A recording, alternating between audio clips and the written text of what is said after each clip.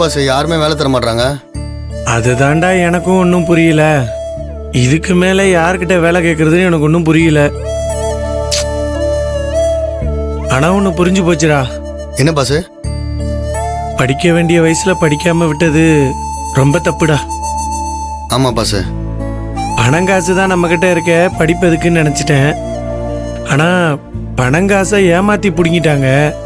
ஆனா நம்ம படிச்சிருந்தோம்னா நம்ம படிப்பை ஏமாத்தி வாங்கியிருக்க முடியாதுல்லடா. அது எப்பவும் நம்ம கூடவே இருந்திருக்கும். அதை வச்சு இப்ப நம்ம ஒரு நல்ல வேலைக்கு சேர்ந்துருக்கலாம்ல. படிக்காம விட்டு ரொம்ப பெரிய தப்பு பண்ணிட்டேன்டா. ஏன் பாஸ் திரும்ப காலேஜ்லயும் போய் சேர்ந்து படிச்சு பெரியல இல்லம்மா? ஏண்டா 3ஆவதே நான் தாண்டல. இதுல உடனே என்னை எந்த காலேஜ்லடா சேர்த்துக்குவாங்க? அது மட்டும் இல்லாம இப்ப நம்ம ஏதாவது ஒரு வேலையில சேர்ந்து எதையாவது சம்பாரிச்சு வீட்டுல கொண்டு போய் கொடுத்தா தான் வீட்டுல அடுப்பெரியும், நம்ம வயிறு நிறையும். இந்த லட்சத்துல இனிமேல எப்படி நம்மளால படிக்க முடியும்?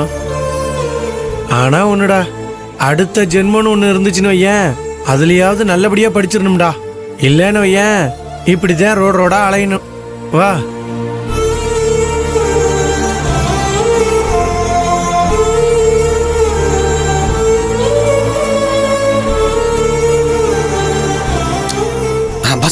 என்னடா உங்ககிட்ட ஒரு 20 ரூபாய் கிடைக்குமா? ஏண்டா என் பையில எம்பிட்டு இருக்குன்னு என்னை விட உனக்கு தாண்டா தெளிவா தெரியும். எடுத்து வைக்கும் போது பாக்குறியா இல்ல எப்ப பாக்குறேன்னே தெரியலையே.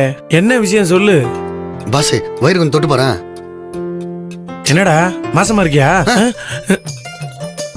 வயிறு கடமுடன் சவுண்ட் கேட்கல? அது ஒண்ணும் இல்லடா, காலையில வெளியே போயிருக்க மாட்டேன், அதான் கடமுடன் சத்தம் கேக்குது. வேணா போயிட்டு வா. 2 தடவை போயிட்டு வந்துட்டேன். பசிக்குது பாஸ். பசிக்குதா? இப்ப என்னடா வேணும் உனக்கு? டீ வாங்கி கொடு.